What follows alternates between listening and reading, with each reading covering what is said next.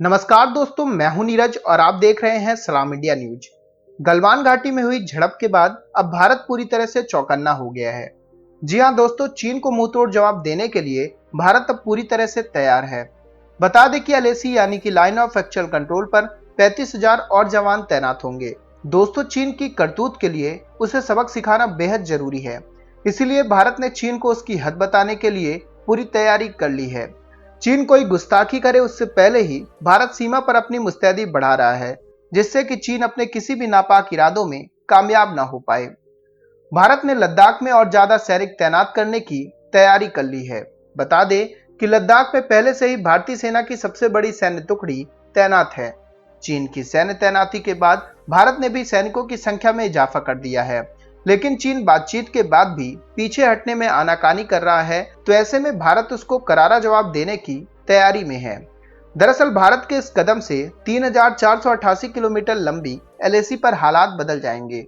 इतनी बड़ी संख्या में जवानों की तैनाती से इस इलाके में भारत की ताकत का इजाफा होगा। अगर पहले से मौजूद सैनिकों की संख्या जोड़ दी जाए तो यह संख्या लगभग 70,000 तक पहुंच जाएगी। मतलब 70,000 जवान एलएसी पर अब तैनात रहेंगे। चीन को इतने सैनिकों से निपटने के लिए करीब 7 लाख सैनिकों की जरूरत होगी। यह हम ऐसे ही नहीं कह रहे हैं। 15 जून को जो गलवान घाटी में हुआ, इसका सबसे बड़ा उदाहरण है। इस झड़प में चीन के 43 और भारत के 21 जवान शहीद हुए थे। भारतीय जवानों ने कई चीनी सैनिकों की गर्दन तोड़ दी थी। चीनी सैनिक उस दिन जान बचाने के लिए पहाड़ों में छिप गए थे। इससे आप भारत के सैनिकों की ताकत का अंदाजा लगा सकते हैं। गलवान घाटी में हुई खूनी झड़प के बाद भारत ने भी सीमा पर अतिरिक्त सैनिकों, तोप और टैंकों की तैनाती की है। इसमें अटैक हेलीकॉप्टर अपाचे के अलावा सुखोई और मिराज 2000 जैसे लड़ाकू विमान शामिल हैं। इसके अलावा राफेल फाइटर प्लेन के आने के बाद तो भारत के हौसले आसमान छू रहे हैं। भारत अब किसी भी कीमत पर चीन को सबक सिखाना चाहता है। चीन के साथ भारत की कई मीटिंग्स भी हो चुकी हैं, लेकिन इन मीटिंग्स के बाद भी चीन पीछे हटने को तैयार नहीं है।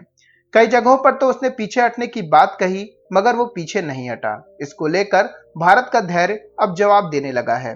एलएसी पर सैनिकों की संख्या बढ़ाकर भारत चीन को बताना चाहता है कि वह 1 इंच जमीन भी नहीं छोड़ेगा।